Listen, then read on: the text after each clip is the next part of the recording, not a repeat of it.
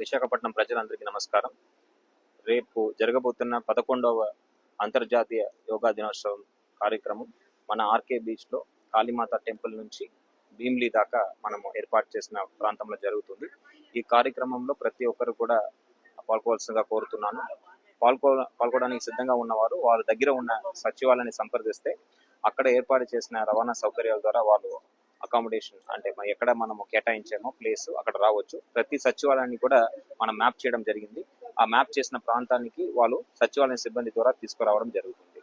మీరు స్వయంగా ఏ వెహికల్లో కూడా రావద్దని ఈ సందర్భంగా తెలియజేస్తున్నాను. కేవలం పాస్ ఇచ్చిన వారే, మనము వెహికల్ పాస్ ఉన్నవారే వాళ్ళు స్వయంగా వెహికల్లో రావచ్చు.